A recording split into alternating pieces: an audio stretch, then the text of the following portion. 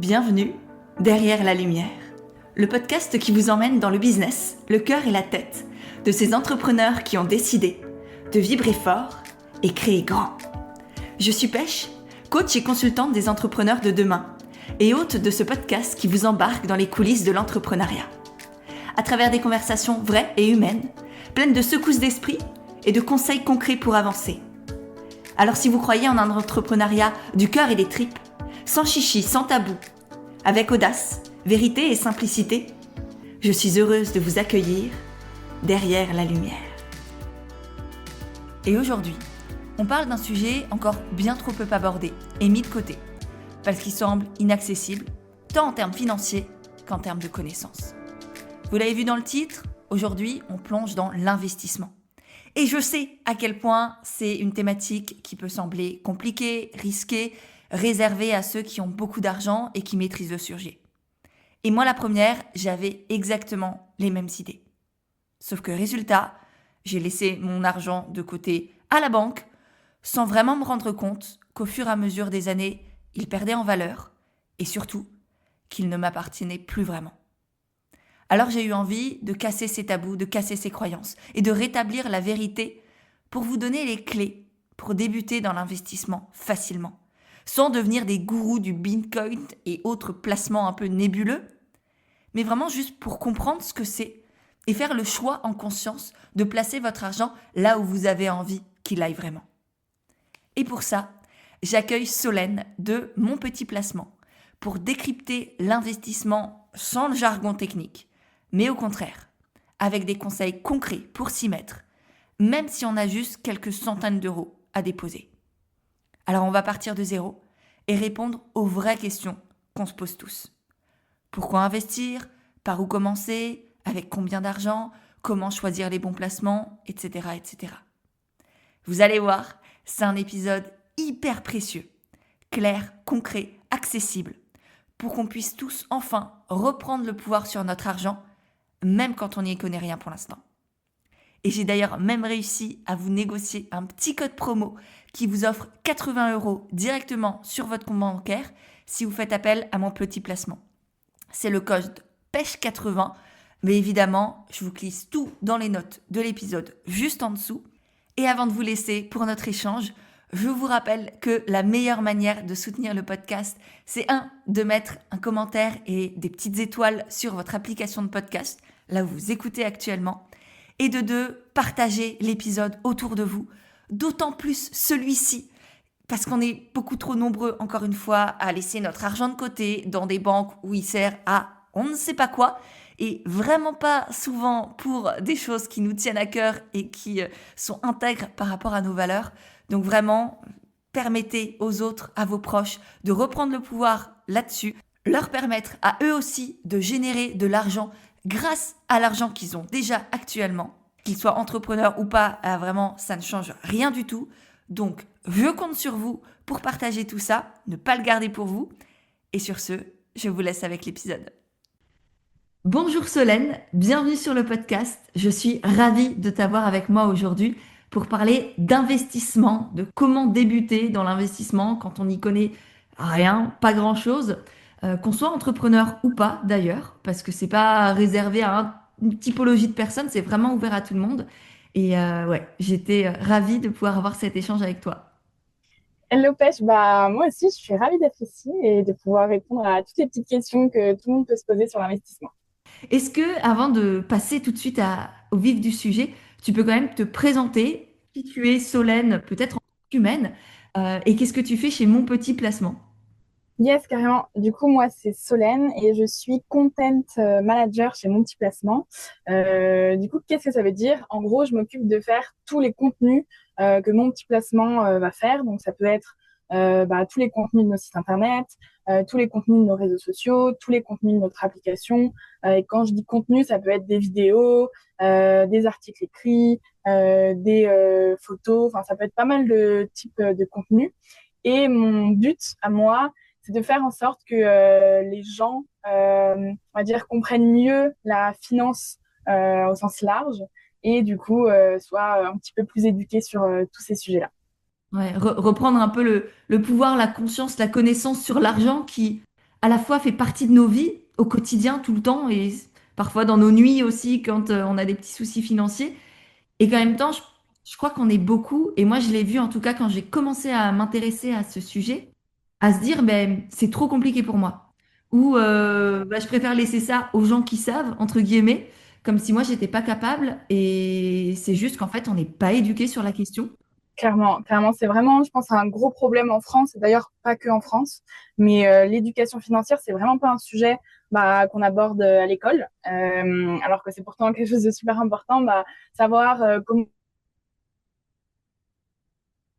je gère mon premier salaire, comment je fais quand j'ai ma première fois d'impôt, où est-ce que je dois mettre mon argent. Enfin, en fait, c'est des questions qui sont hyper importantes, mais que on a décidé de pas traiter à l'école. Et du coup, nous, on va essayer avec mon petit placement, en tout cas comme on peut, d'essayer d'aider tout le monde à répondre à ces questions et on va dire de manière la plus simple possible, parce que je peux comprendre que les mots finance, investissement, c'est des mots qui peuvent soit sembler ennuyeux, soit un peu compliqués. Et donc, on peut se dire, ouais, ah bah non, c'est pas pour moi, c'est trop compliqué, c'est pas intéressant, etc. Donc moi, mon objectif, et c'est pourquoi je milite, c'est de vraiment essayer de faire changer la donne sur ça et de se dire que la finance, c'est pas, enfin, ça peut être intéressant, ça peut être simple aussi, et qu'en fait, quand on a compris, et ben après, on peut que mieux s'en sortir dans la vie de tous les jours, quoi. Ouais. Et presque encore plus quand on est entrepreneur et que bah, c'est nous à la fois qui étons à la tête de nos entreprises, qui créons l'argent qu'on a, qui versons notre salaire, enfin qui gérons tout de A à Z. On n'a plus forcément un patron qui bah, voilà, a déterminé notre salaire, ça tombe à la fin du mois, c'est cool. Il y a d'autres enjeux et c'est parfois encore plus angoissant du coup, d'une certaine manière. Surtout quand on a des variations euh, de flux, de chiffre d'affaires, d'argent qui rentre ou pas. Donc l'idée peut-être avec l'investissement, c'est aussi de se sécuriser d'un ce point de vue-là et d'être un peu plus serein pour le long terme notamment. Juste avant, ça me fait penser, comment tu as découvert cet univers? Tu vois, parce que tu as l'air assez passionné. Comment t'es tombé là-dedans? C'est vrai que je suis assez passionnée par ça. En gros, moi, j'ai un parcours un peu particulier. C'est que moi, j'ai fait des études en finance. Donc, j'ai fait un master en finance de marché. Et par la suite, je me suis plus redirigée du coup dans le marketing. En fait, c'est en arrivant chez mon petit placement. Moi, j'ai commencé chez mon petit placement à travailler dans une équipe plus finance. Donc, on s'occupait en gros de voir quel portefeuille pour les clients, qu'est-ce qu'on mettait dans les portefeuilles, etc. Et en fait, petit à petit, j'ai commencé à travailler avec l'équipe marketing. Et en fait, je me suis dit, mais en fait, moi, ce que j'aime faire dans la finance, c'est pas des tableurs Excel toute la journée, mais c'est d'essayer de simplifier la finance et d'essayer de faire en sorte que, en fait, tout le monde le comprenne. Et du coup, j'ai basculé sur ce poste de content manager. Et là, en fait, j'adore vraiment ce que je fais parce que je suis vraiment là pour essayer de prendre quelque chose de compliqué, le transformer en quelque chose de simple et me dire, ok, ça va être utile pour tout le monde, quoi. Génial, trop bien. T'es effectivement du coup la mieux placée pour... Ouais, j'ai un peu le profil hybride qui colle bien, du coup, sur à la fois finance, à la fois market. Ah, mais c'est parfait, tu dois être un atout pour tout le monde, c'est un régal. J'espère. Génial. Du coup, ce que je te propose, c'est qu'on commence déjà par revoir un peu notre relation à l'argent, enfin ce que c'est l'argent, l'investissement, et peut-être commencer par, est-ce que tu peux nous expliquer quelle est la différence entre épargner sur un compte bancaire classique, un livret A ou un livret développement durable, un peu les trucs classiques qu'on a dans une banque traditionnelle, et le fait d'investir? C'est quoi la différence entre épargner et investir? Ouais, carrément. Déjà, c'est une question hyper importante et je pense que c'est une des premières choses à savoir quand on commence à s'intéresser un peu à ça. En effet, il faut bien différencier l'épargne de l'investissement. Donc, moi, quand je parle d'épargne, c'est de l'argent que je vais mettre de côté. Donc, souvent, comme tu dis, dans ma banque, soit sur mon compte courant, soit sur un livret bancaire. Nous, ce qu'on conseille, c'est quand même de ne pas laisser trop d'argent sur le compte courant, mais de plutôt mettre sur les livrets bancaires parce que les livrets bancaires, ils sont quand même un petit peu rémunérés. Mm. Voilà, donc c'est de l'argent qui est placé sur un compte courant, un livret bancaire, et qui est disponible à tout moment. Et en fait, l'idée avec cet argent, c'est bien, nous, en général, on conseille d'avoir à peu près 3 à 6 mois de salaire, entre guillemets. Donc pour un indépendant, faut essayer de voir une moyenne, mais donc 3 à 6 mois de salaire sur ces livrets bancaires. Et c'est qu'une seule fois qu'on a ces 3 à 6 mois de salaire de côté, nous, ce qu'on appelle un matelas de sécurité. Donc, si demain, par exemple, je sais pas, tu as un accident de voiture et que tu dois faire réparer ta voiture, bah, au moins tu sais que tu peux aller piocher sur cette épargne. Une fois que tu as ces 3 à 6 mois d'épargne de côté, et ben là, tu peux investir. Et donc, l'investissement, c'est l'objectif, c'est de fructifier ton argent. Mais le capital, ici, il n'est pas garanti. Ça veut dire que tu as la possibilité de perdre de l'argent. Donc, tu as la possibilité d'en gagner beaucoup, mais tu as aussi la possibilité d'en perdre. Donc, ça, il faut déjà en avoir conscience. Et à partir du moment où on accepte de prendre ce risque, l'investissement, c'est quelque chose qui se fait sur de long terme. C'est-à-dire qu'on n'est pas des traders, on n'est pas là pour tous les jours aller regarder nos investissements et faire en sorte de gagner un max d'argent. L'idée, c'est vraiment de faire sur du long terme et de se dire, voilà, je place mon argent pour le faire fructifier. Et en effet, sur le long terme, eh ben, les marchés financiers, ils ont tendance, du coup, à progresser et plus vite que ce que pourrait faire un livret bancaire. Hmm. Et donc, dans Donc, l'investissement, ouais, pardon, je te coupe, mais j'ai juste une question. Je me mets vraiment dans la peau d'une personne qui débute et je me dis du coup, c'est quoi, si c'est risqué, pourquoi est-ce que je le ferais plutôt que de laisser mon argent sur les livrets que j'ai peut-être déjà? Livret A, livret, comme dit, développement durable, etc. bah, parce que le rendement, on va dire, sur le long terme, il va être bien meilleur que ce que tu peux avoir sur un livret. Donc déjà, il y a cette raison-là. En fait, l'idée, c'est d'aller pouvoir faire fructifier ton argent plus que ce que tu pourrais faire sur un livret bancaire. Et aussi, les livrets bancaires, faut pas oublier qu'il y a une limite. C'est-à-dire que sur un livret A, par exemple, j'ai plus la somme exacte, mais je crois que c'est 21 000 euros et quelques. On peut pas dépasser plus que 21 000 euros. Après, on peut ouvrir des LDD. Et pareil, le LDDS, c'est 12 000 euros. Donc, en fait, c'est les deux livrets bancaires principaux. Si on atteint la totalité, bon, ben, qu'est-ce que je fais après de mon argent? Et nous, l'idée, c'est de se dire qu'il faut pas. Enfin, c'est un peu inutile de dire que tous nos livrets sont pleins. En fait, il faut à un moment, il faut commencer à investir. Et pourquoi? Du coup, je pense que ça va peut-être répondre à cette question. Mais en général, on dit que auprès de la banque, l'argent, il va un petit peu dormir et il peut perdre de la valeur. Donc, en fait, je ne sais pas si tu connais le concept de l'inflation. L'inflation, c'est la hausse des prix. Et en général, en fait, l'inflation, elle est plus élevée que les intérêts bancaires. Donc, ça veut dire qu'en fait, quand tu places de l'argent sur un livret bancaire, au final, en fait, tu vas perdre de l'argent. C'est un petit peu, le concept est un peu compliqué à comprendre, j'entends. Mais en fait, tu vas perdre de l'argent parce que l'inflation, donc l'augmentation des prix, augmente plus vite que ce que va te rapporter ton livret bancaire. Donc, par exemple, aujourd'hui, l'inflation, si je dis pas de bêtises, elle est à 2,4% en France, Mhm. alors que le livret A, il est à 1,7%. Ouais. Pour cent. J'allais dire Donc, ça veut dire que 1,8, mais effectivement, ça doit être. Je ne suis pas les chiffres tous les jours. c'est J'avoue. ouais, il est à 1,7 depuis août. Donc, ça veut Mm. dire que le livret A, il est à 1,7%. L'inflation, elle est à 2,4%. Et donc, en fait, cette différence entre 2,4 et 1,7, et ben, en fait, c'est de l'argent qu'on va perdre, malheureusement. Et donc, du coup, l'investissement, ça va être chercher à ça, à aller chercher un petit peu plus que ces 1,7%. Et donc, essayer de ne pas faire dormir seulement son argent, mais de bien le faire travailler. D'autant que il dort pour nous parce qu'il nous rapporte rien d'une certaine manière. Mais par contre, notre banquier dans la banque traditionnelle l'utilise, non? Oui, en gros, en effet, l'argent qu'on va placer sur un livret, il n'est pas simplement placé sur un livret et rester là à dormir, comme tu dis. En effet, chaque livret va avoir un intérêt. Donc, par exemple, le LDDS, le livret de développement durable et solidaire, il va avoir un impact un petit peu plus sur des projets un petit peu plus environnementaux. Le livret A, en général, on dit qu'il est plus pour des intérêts, pour des logements sociaux, pour payer des logements, pour aider à certaines choses. Donc ça, c'est une partie du livret A qui va être utilisée pour payer ce genre de choses. Et en effet, ensuite, la banque, elle peut utiliser l'argent des livrets pour par exemple, payer d'autres choses dans la banque. En fait, c'est comme ça que fonctionne une banque. Je ne saurais pas expliquer hyper bien, mais en gros, si quelqu'un va mettre de l'argent sur un livret et à l'inverse, quelqu'un va faire un emprunt, donc en fait, la banque va avoir cette possibilité d'utiliser l'argent des livrets, donc des épargnes, pour financer les emprunts des autres. Et en fait, on s'en rend pas compte, nous, parce que l'argent, il est toujours disponible, mais c'est comme ça que fonctionne une banque. Donc oui, en effet, on peut l'utiliser, mais voilà. Je sais pas si Hmm. c'était très clair. Si, au moins, on se rend compte qu'en fait, notre argent, si nous, on ne l'utilise pas, notre banquier l'utilise et du coup, on ne sait pas forcément à quoi il sert. Et autant, j'imagine que si on est dans une banque un peu éco-responsable, par exemple, au Crédit Coopératif, pour ne citer que lui, c'est le seul que j'ai en tête, il y en a sûrement plein d'autres, bah voilà, c'est sûrement pour des projets avec des valeurs sociales et environnementales portées, prouvées.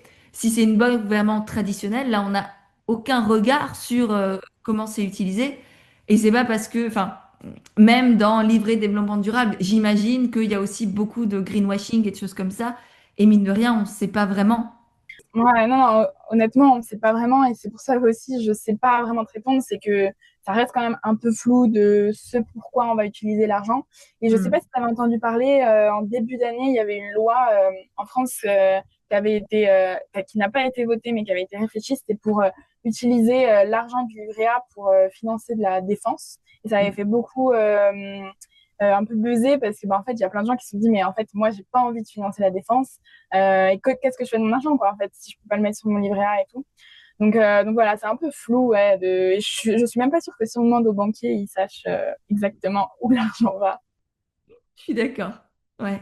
Euh, Et du coup, à partir de ce moment-là, on a compris, OK, investir, c'est quand même plus intéressant que de laisser juste son argent sur des livrets un peu classiques, même s'il y a ce matelas de sécurité qui est hyper important, effectivement, et peut-être encore plus quand on est entrepreneur et que du jour au lendemain, on peut avoir un chiffre d'affaires à zéro, on peut potentiellement tomber malade et du coup, si on n'est pas en société, on n'a pas forcément de droit ou d'assurance maladie.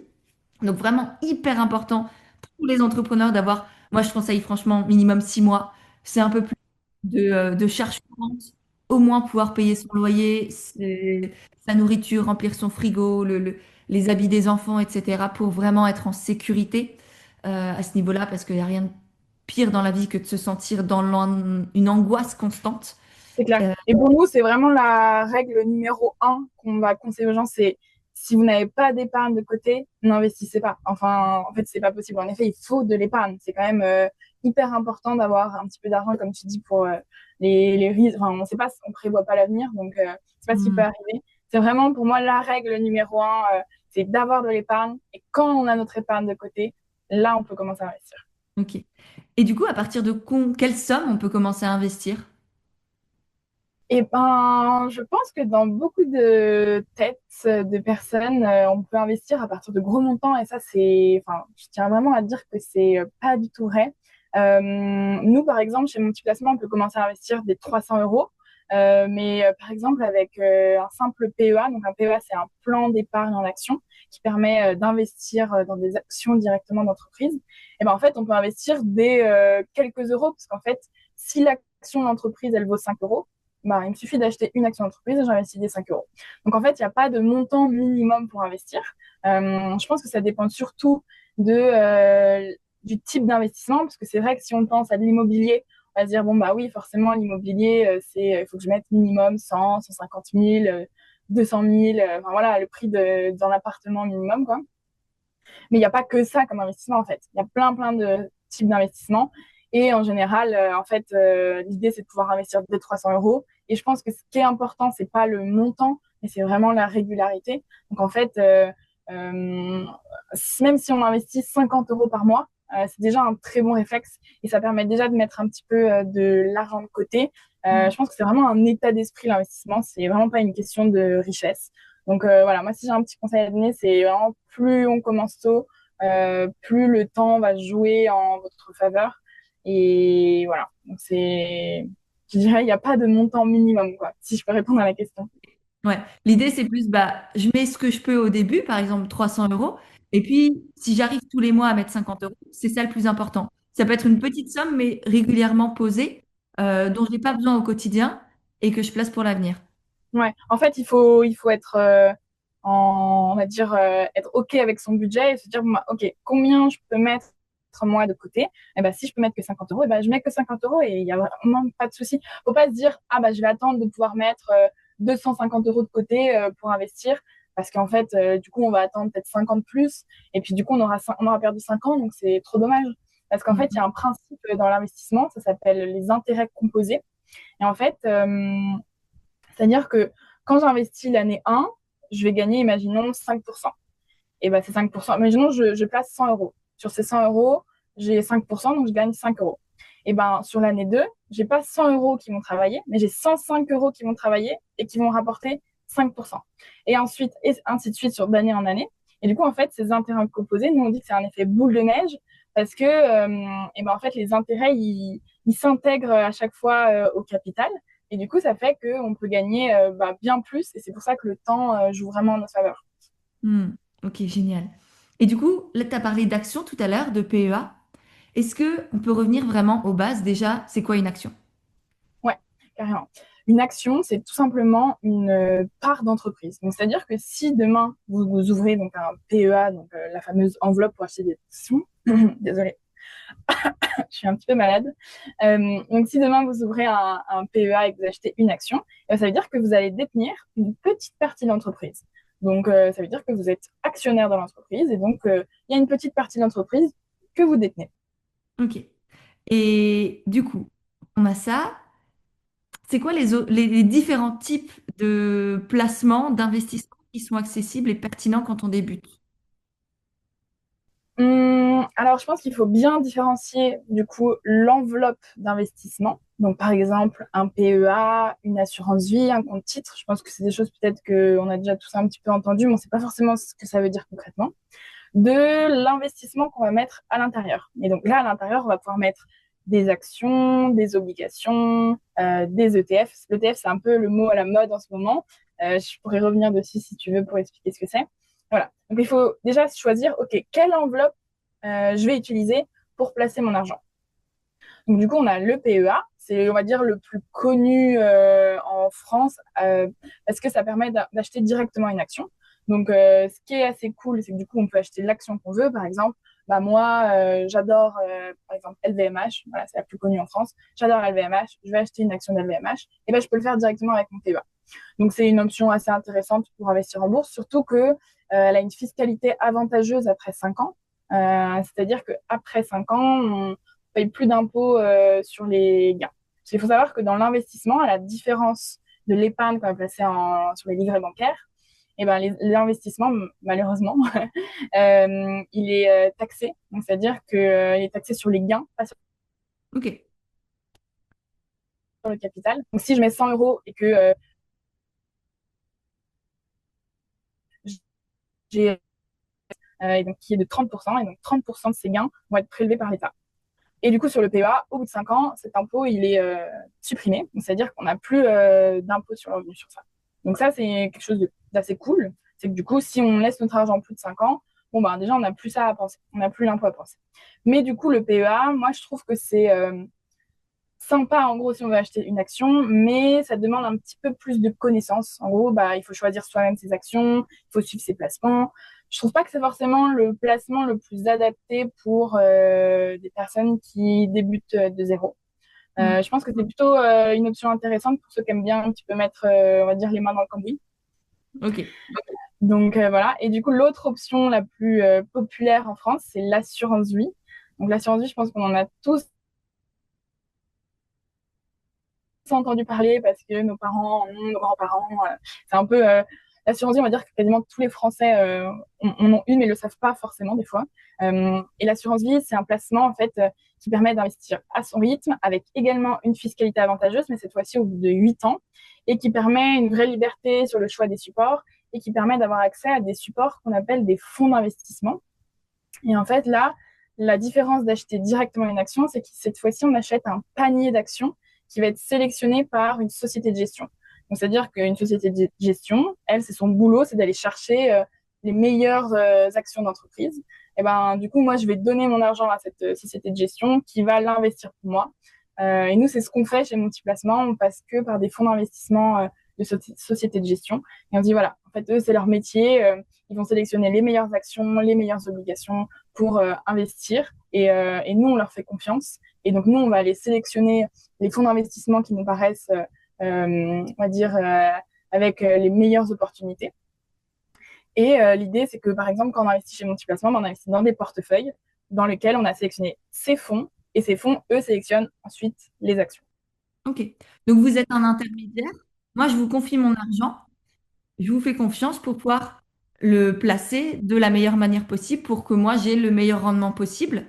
Et du coup que je gagne un peu d'argent sur mon argent, que mon argent me serve à quelque chose d'une certaine, tout en finançant des choses que je cautionne plus.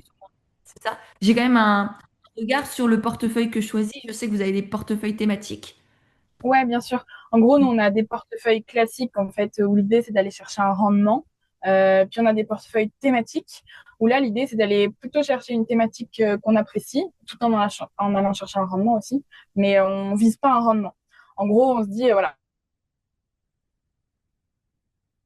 Par exemple, on a un portefeuille environnement. Bah, l'idée, c'est que on va aller chercher des entreprises qui vont financer la transition verte, qui vont financer l'énergie solaire, enfin plein de choses comme ça autour de l'environnement.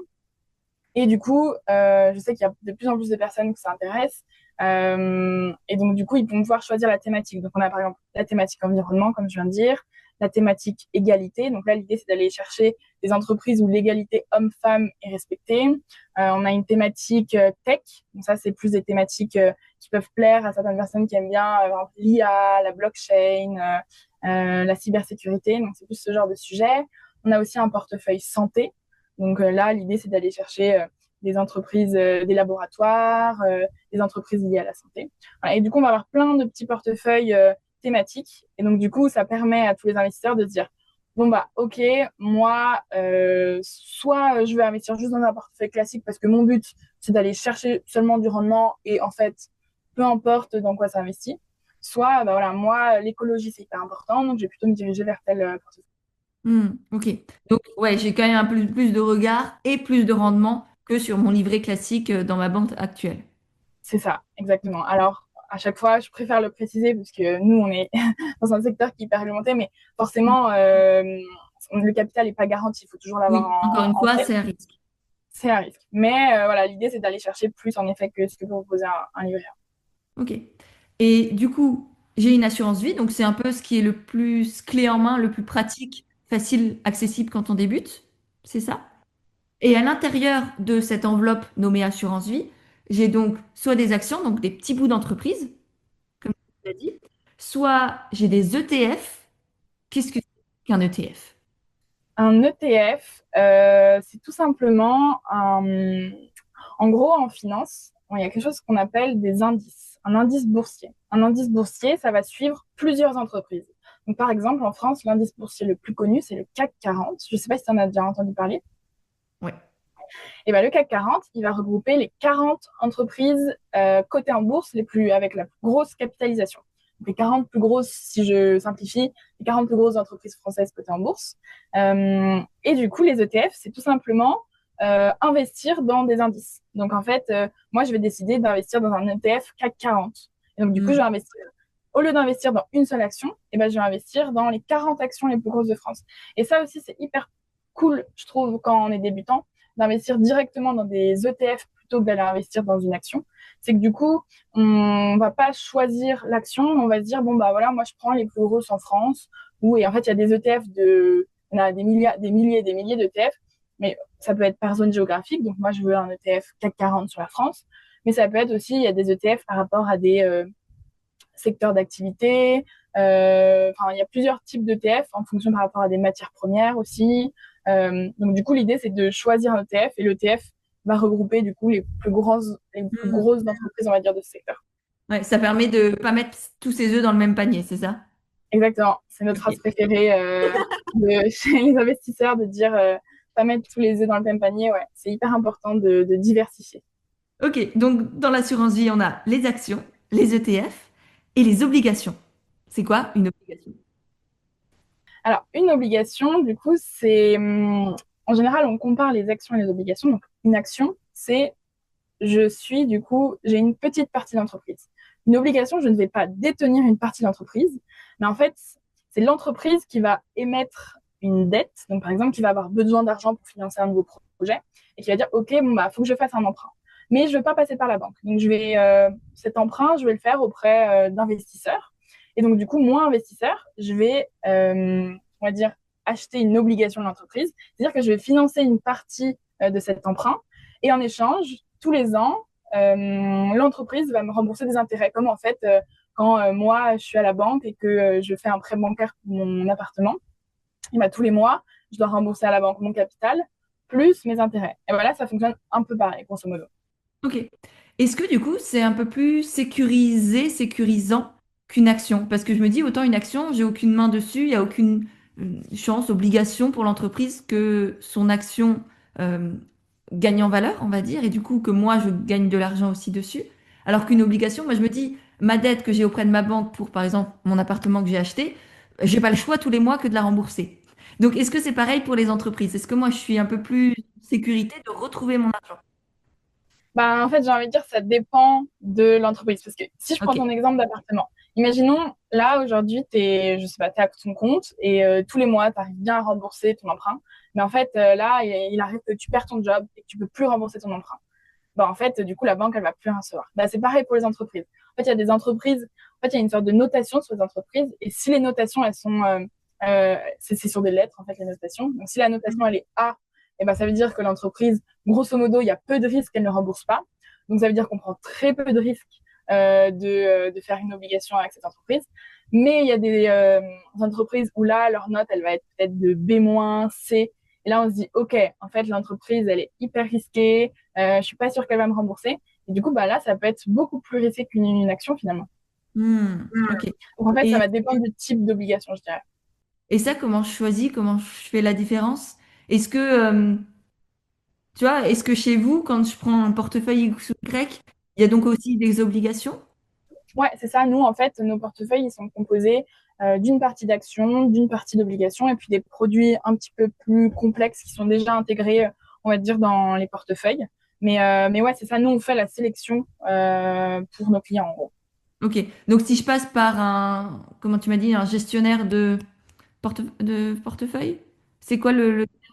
Gestionnaire, portefeuille, patrimoine. Ouais, ok. Si je passe par un gestionnaire de portefeuille ou de patrimoine, du coup, c'est lui qui choisit les obligations ou les actions ou les ETF à ma place.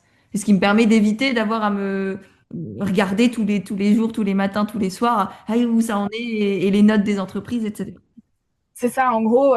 Du coup, c'est ce que je te disais tout à l'heure avec les fonds d'investissement. Donc, tu sais, Hmm. c'est des sociétés de gestion qui gèrent. Donc, c'est ces sociétés de gestion qui vont dire, OK, nous, on va acheter telle action, telle obligation, parce que, en fait, eux, c'est leur métier. Ils passent leur journée à regarder, à analyser ce qui se passe sur les marchés et à voir ce qui se passe sur les entreprises.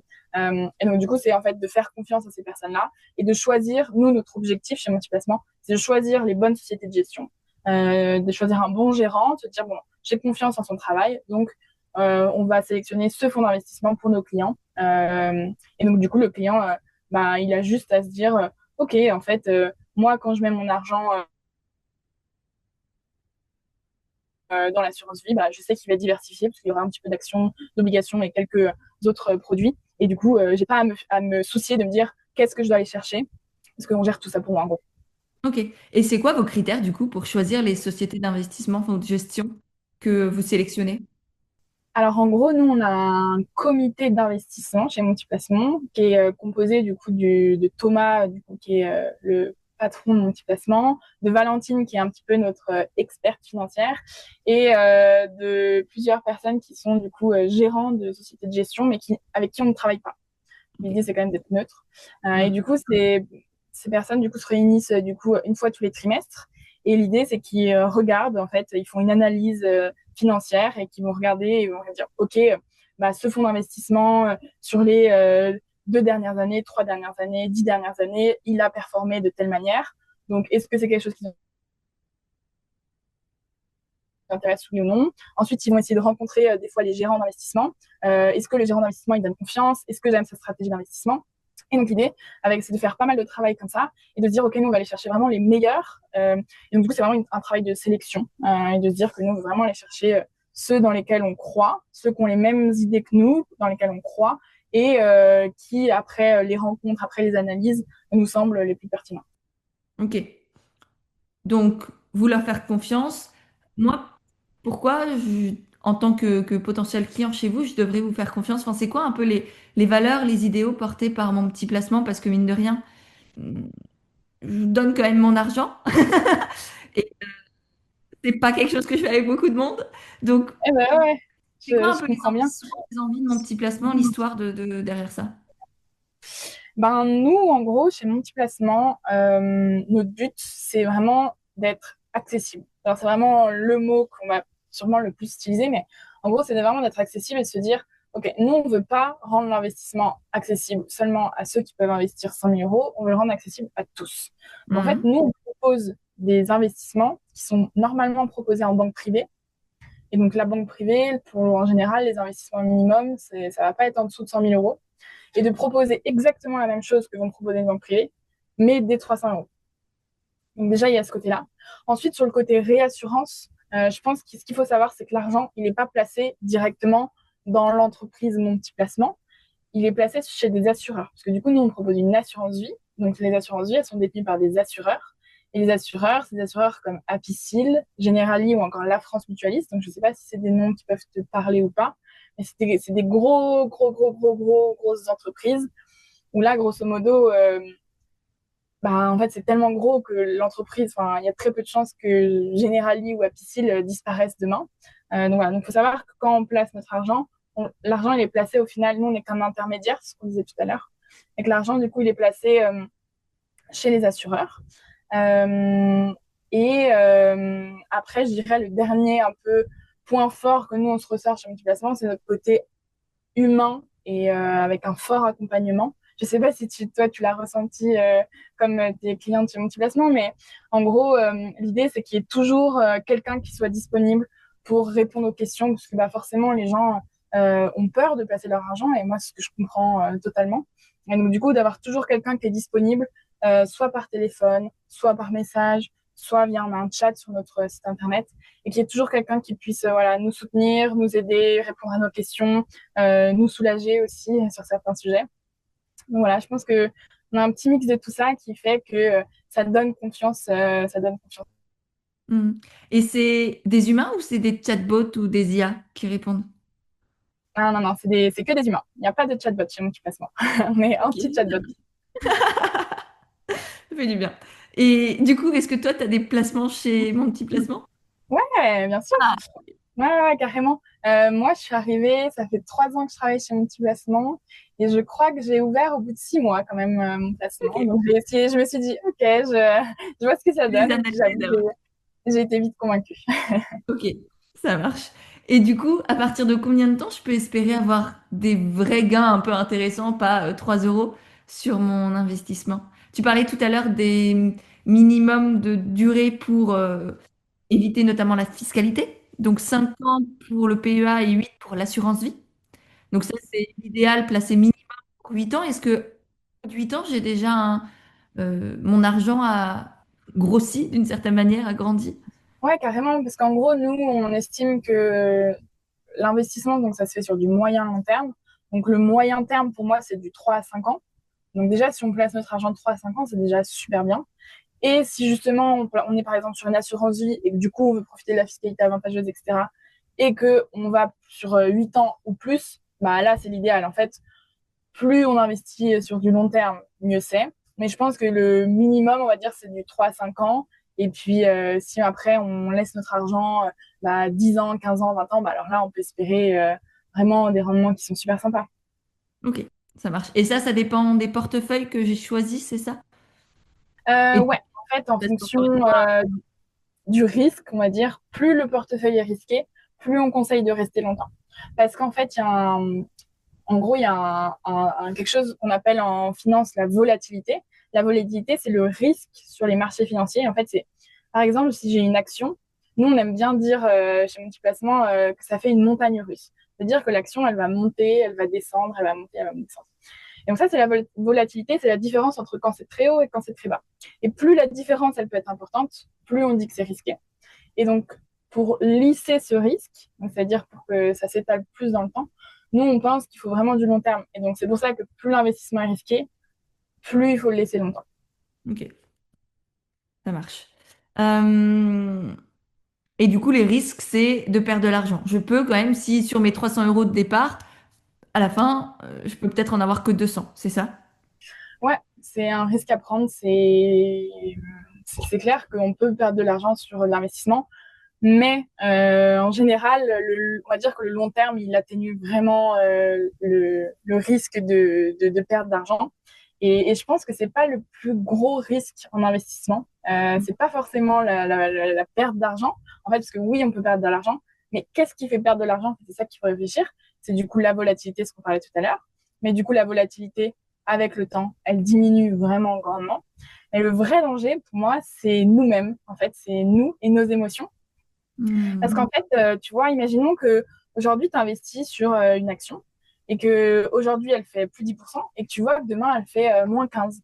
Et là, tu vas te dire, oh là là, c'est terrible, elle a fait moins 15, je suis en train de perdre de l'argent, vite, je vends. Je pense que la réaction que beaucoup de gens vont faire, et en fait, c'est la pire erreur qu'on peut faire sur les marchés, c'est justement de ne pas vendre quand on est au plus bas, mais d'essayer de vendre quand on est plutôt au plus haut.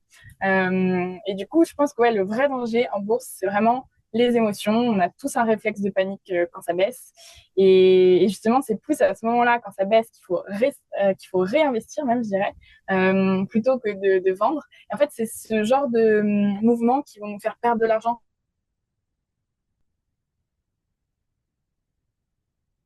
Ok, c'est aussi ce qui crée les crashs boursiers, c'est ça? Mais là, c'est plus l'inverse. C'est tellement haut que je veux vendre quand c'est très cher mon action pour récupérer beaucoup d'argent et tout le monde vend en même temps. C'est un peu Ouais, ça? alors après un crash boursier, en général, il y a plein de facteurs économiques Oui, bien qui sûr. vont être affectés sur ça. Mais ouais, ça peut être ça, par exemple, tu vois, pendant le Covid, où tout le monde a enlevé son argent d'un coup, ben, du coup, forcément, ça a vraiment baissé. Mais tu vois, quelques mois après, bah, finalement, c'est remonté. Et du coup, les gens qui ont pas revendu et qui, justement, ont investi quand c'était au plus bas, bah, alors eux, ils se sont fait plein d'argent, quoi. Mhm, ok. Est-ce que c'est possible d'investir et de pas suivre du tout ça, de juste faire confiance à, par exemple, des sociétés de placement comme mon petit placement ou d'autres concurrents qui existent, et de juste, ok, je sais que je choisis tel portefeuille, je place telle somme tous les mois et je regarde pas. C'est possible? Est-ce que c'est quelque chose que tu conseilles ou pas? Carrément, bah, je pense que si on passe par ouais, des solutions comme mon petit placement, où en effet tous nos concurrents on propose enfin, des choses assez similaires par rapport au portefeuille, l'idée c'est de se dire, faut pas trop regarder, justement, nous, c'est un conseil que donne à nos clients, n'allez pas tous les jours regarder votre investissement, parce qu'en fait, sinon bah, c'est là où vos émotions rentrent en jeu. Non, le but c'est de regarder peut-être une fois par mois, de voir comment c'est. Si j'ai des questions, je les pose à mon conseiller. Mais ça sert à rien de regarder plus, parce que nous, on vise du long terme. Et nous, on cherche une performance sur le long terme, on ne cherche pas une performance sur 6 mois. En effet, si vous cherchez une performance sur 6 mois, bah, faut pas se diriger, enfin, pour moi, faut pas se diriger vers de l'investissement. Faut là, à ce moment-là, c'est que pour 6 mois, faut mieux laisser sur un livret bancaire, quoi. Ok, ouais. Oui, c'est vraiment penser long terme, de l'argent dont j'ai pas besoin, que je suis potentiellement prêt à perdre un peu. J'imagine qu'on perd rarement toute la somme, enfin selon la taille de la somme qu'on met, on perd peut-être pas tout, surtout si moi je sais que chez vous, bah, j'ai pas du tout pris, je suis plutôt, j'ai pris pas le plus ambitieux et pas le plus risqué, parce que ça m'intéresse pas de jouer de l'argent comme ça. Enfin, il y a un truc, moi ça me correspond pas en tout cas. Et du coup, je peux perdre un peu d'argent, mais je vais pas perdre toute ma somme en soi. Bah, c'est ça, après, il faut adapter à la personnalité, parce que forcément, on a tous des personnalités différentes. Il y a des personnes qui ne veulent absolument pas prendre de risques, et c'est OK. En fait, via une assurance vie, on peut investir dans des choses qui sont risquées, mais aussi des choses à capital garanti. Il n'y a pas que le livret A qui garantit le capital. Et ensuite, donc voilà, faut s'adapter, faut se dire, OK, moi, quel est mon profil? Est-ce que je suis plutôt craintive? Est-ce que j'ai plutôt envie justement d'aller chercher cette sensation un peu forte avec le risque de perdre de l'argent? Quel horizon j'ai devant moi? Est-ce que j'ai 1 an, 5 ans, 10 ans? Et ensuite, bah, nous, on va proposer des portefeuilles qui vont s'adapter aux personnalités. Et du coup, moi, une phrase que j'aime bien dire et je pense qu'il est hyper important dans l'investissement, c'est que l'investissement, c'est un marathon, c'est pas un sprint. Enfin, l'idée, c'est pas d'aller chercher la perf sur 2 mois et c'est fini, quoi. C'est vraiment un marathon qu'on doit faire tranquillement et qu'à la fin, quand on a fini, bah, en fait, on va avoir une belle surprise. Mais voilà, il faut vraiment apprendre à tenir la distance, quoi. Ok, ça marche. Et moi, j'ai adoré quand je vous ai contacté pour la première fois, c'était bien il y a 2 3 ans. C'était pas toi, c'était un de tes collègues, je ne sais même plus son prénom, je t'avoue. J'ai adoré aussi pouvoir faire mon profil d'investisseur. Tu vois, un peu ma relation à l'argent, qu'est-ce que je veux avec cet investissement, combien de temps je suis prête à le déposer, etc. Et j'ai trouvé ça hyper intéressant. Et ensuite aussi, la, les 2 3 propositions que ton collègue m'avait fait, que j'ai trouvé hyper pertinentes et vraiment adaptées justement à ce profil-là. Et je trouve ça très chouette que vous proposiez ça pour vraiment bah, offrir à la personne ce qui lui correspond le mieux possible et pas juste lui vendre le truc le plus rentable pour vous. Mm. Bah, c'est vraiment l'idée. C'est en fait nous quand on s'inscrit chez Mon Petit Placement, donc c'est ce que tu dis, il y a une sorte de questionnaire d'investisseurs. Du coup, ça dure à peu près 5 à 10 minutes max. Et en gros, l'idée, c'est de te poser des questions pour essayer de comprendre qui tu es, comment tu fonctionnes, qu'est-ce que tu as déjà fait, est-ce que tu as des connaissances en finance, quel est ton horizon, etc. En fait, tout ça, bah, du coup, après, les conseillers, ils vont regarder, ils vont dire, OK, bon, bah, pêche, moi, je vois qu'elle a ça, ça, ça. Du coup, bah, je pense que le meilleur investissement pour elle, c'est ça. Et du coup, on va te faire une proposition que tu vas te dire, bon, bah, ok, soit ça me correspond, soit tu te dis, en fait, j'aimerais bien qu'il y ait un petit peu plus, je sais pas, de la thématique environnement. Et du coup, bah, tu vas travailler ça avec ton conseiller jusqu'à trouver, on va dire, le placement parfait qui te correspond. L'idée, c'est pas de proposer des produits, un produit unique pour tout le monde, c'est que chacun puisse personnaliser quand même son investissement à sa personnalité.